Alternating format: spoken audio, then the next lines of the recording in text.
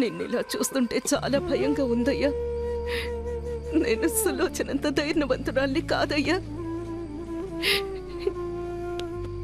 నీకేమన్నా అయితే మేమంతా ఏమైపోతావయ్యా? ఒక్కసారి ఆలోచించయ్యా, ఒక్కసారి. నువ్వేం బాధపడకు నాన్న, నీకు నేనున్నానుగా. ఒక తండ్రిగా మమ్మల్ని పెంచడానికి నువ్వెంత కష్టపడుతున్నావు, ఒక రైతుగా నీ పంట పొలాల్ని పండించడానికి కూడా ప్రతిసారి నువ్వు అంతకంటే ఎక్కువ కష్టపడుతున్నావు నాకు తెలుసు. కానీ ఈసారి కొంచెం నష్టం ఎక్కువే జరిగింది, అంతేగాని మన జీవితాలు ఏమైపోలేదు నాన్న, ఏమైపోలేదు. అవును నాన్న, నేను ఇంటర్ వరకు చదివాను. ఏదో ఒక చిన్న జాబ్ దొరుకుతుందిలే. నాన్న, నాకు పెళ్లి కాకపోతే ప్రపంచమే ఆగిపోదు నాన్న. నాకు పెళ్ళే వద్దు, అసలు పెళ్ళే వద్దు నాన్న. ఈసారి ఎక్కువ పంట పండిద్దామని ఉన్న డబ్బే కాక ఊళ్ళో అప్పులు తెచ్చి అంత పంట మీదే పెట్టేశాను. ఇప్పుడు మీకంటూ ఏమీ లేదు. నన్ను క్షమించండి, క్షమించండి. అదేంటన్నా అలా అంటావు? మాకు ఏ డబ్బు వద్దు, మాకు నువ్వున్నావు, మాకు నువ్వున్నావు, అదే చాలు నాన్న, అదే చాలు. అవునయ్యా, అవును మావయ్య.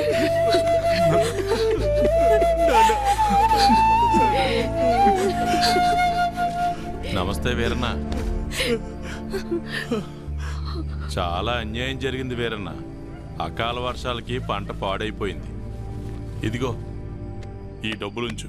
అయ్యా, మీరు ఈ డబ్బు ఎందుకు ఇస్తున్నారో నాకు తెలియదు, కానీ మీకు తిరిగిచ్చే ఓపిక నా దగ్గర లేదయ్యా. తిరిగిచ్చే పనేం లేదు వీరన్న. మీ ఇంట్లో 6 ఓట్లు ఉన్నాయి కదా, వచ్చే ఎలక్షన్లో 6 ఓట్లు మాకే వేయండి. రే ఇవ్వరా, ఇవ్వు. తీసుకో వీరన్న.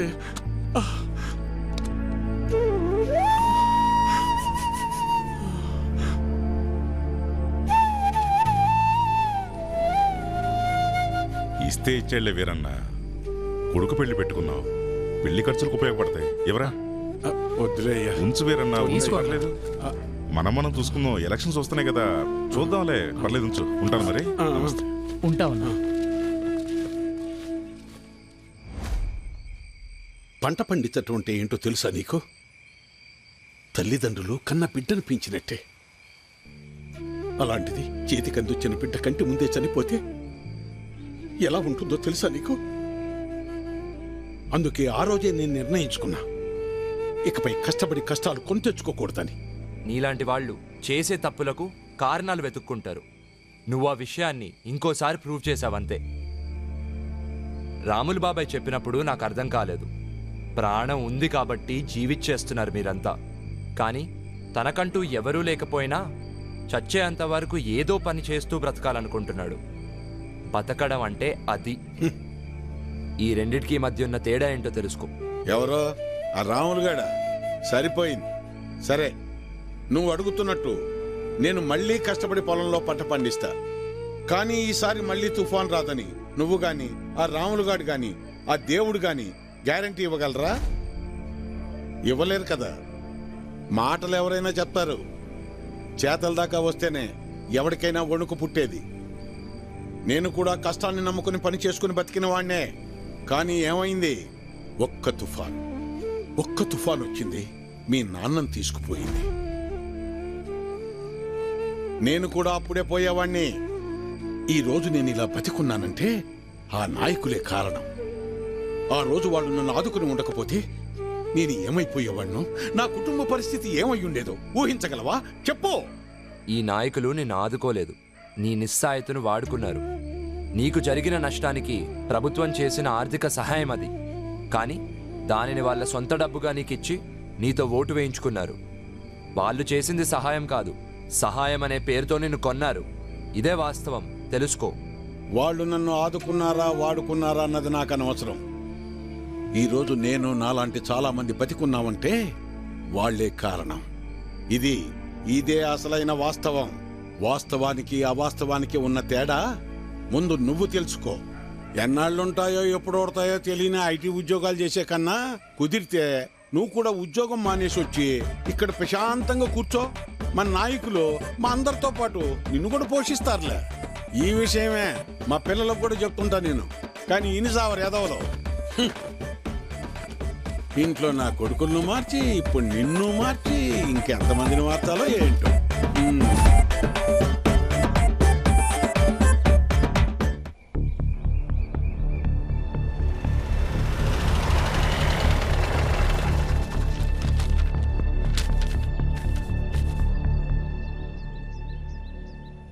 బ్రేకింగ్ న్యూస్ చూస్తున్నాం.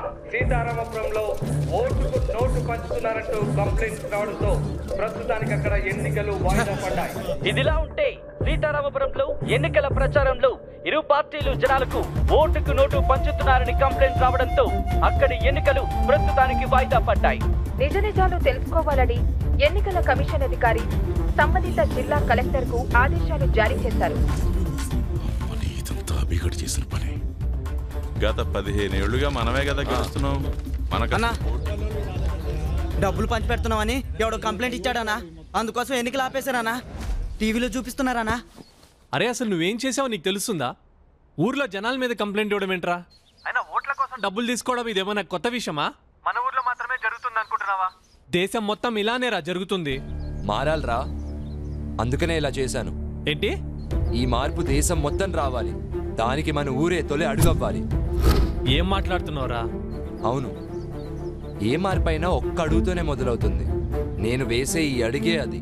అది కాదురా. ఓకేరా, బాయ్.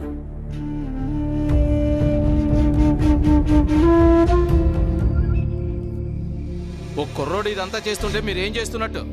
పైనున్న మీ నాయకుల్ని సర్దుబాటు చేయడానికి నా తల ప్రాణం తోక్కొచ్చింది. ఆ కంప్లైంట్ గురించి మీ నాయకులు చూసుకుంటారు కానీ ఆ కుర్రోడు గురించి ఎక్కువ ఆలోచించకండి. అదేంటి అలా అంటారు? అవును, ఇప్పుడు ఇది మన ఊరి సమస్య మాత్రమే కాదు, రాష్ట్రం అంతా పెద్ద వార్త అయిపోయింది. అందరూ ఇప్పుడు మన ఊరి వైపే చూస్తున్నారు. అందుకే ఇప్పుడు ఆడిని ఏం చేయకూడదు. ఒకవేళ ఏమన్నా చేసామనుకో కొంప కొల్లేరైపోద్ది. ఇన్నేళ్లుగా మనం ఒకరిపై ఒకరు పోటీ పడేది మన రాజకీయ లాభాల కోసమే. అలాంటిది ఇప్పుడు మన ఉనికే సమస్య వచ్చినప్పుడు మనం ఇంకా చాలా జాగ్రత్తగా ఉండాలి. కొంతకాలం సైలెంట్గా ఉందాం. ఎలాగా 10-15 రోజుల్లో ఎలక్షన్ నోటిఫికేషన్ వస్తుంది. ఆ తర్వాత చూద్దాం వాడి సంగతి. కానీ సమస్యల్లో ఒకటే, ఇప్పటికీ ఎన్నికల్లో మనం చాలా డబ్బులు ఖర్చు పెట్టేశాం. తిరిగి అడిగితే జనాలు ఎగిరితంతారు.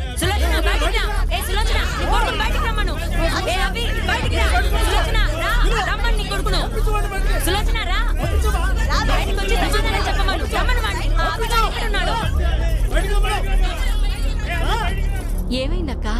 అక్క తొక్క అని నువ్వు నీ కొడుకు మా కొంపలు ముంచారు కదే. ముందు వాడిని బయటికి రమ్మను. అభి, ఏమైందమ్మా? ఏరా, చాలా సంవత్సరాల తర్వాత ఊరొచ్చావు. తండ్రి లేని బిడ్డవని మేం కూడా జాలి చూపిస్తే మా కొంపలే ముంచుతావా? అసలు ఏమైంది బాబాయ్? తప్పుకోండి.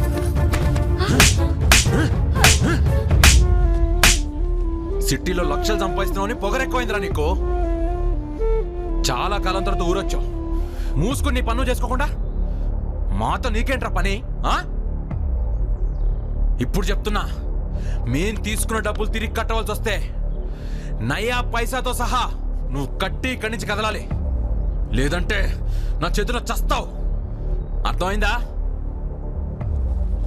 పదండి పదండి పదండి. నువ్వు మావాడు అనుకున్నాం కదరా, మమ్మల్ని ఇంత మోసం చేస్తావు అనుకోలేదు. అసలు ఎందుకు వచ్చావు ఈ ఊరికి? నువ్వు ఈ ఊరు వదిలి వెళ్ళిపో. పదండ్రా, వీడితో మనకెందుకు? ఊరంతా కంపు కంపు చేసి పడేశాడు. రండి వెళ్దాం, రండి.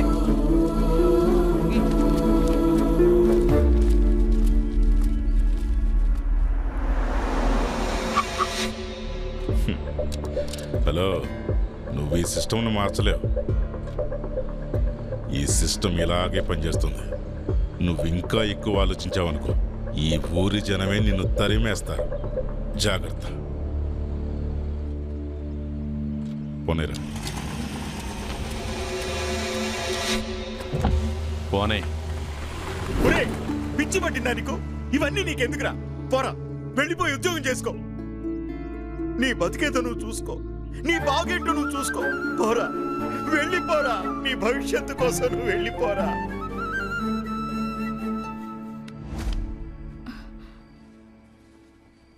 నాన్న అభి, ఏమైంది? నేనేమన్నా తప్పు చేశానా అమ్మా? నా వల్ల నీకు అనవసరంగా ఊర్లో వాళ్ళందరితో గొడవలు.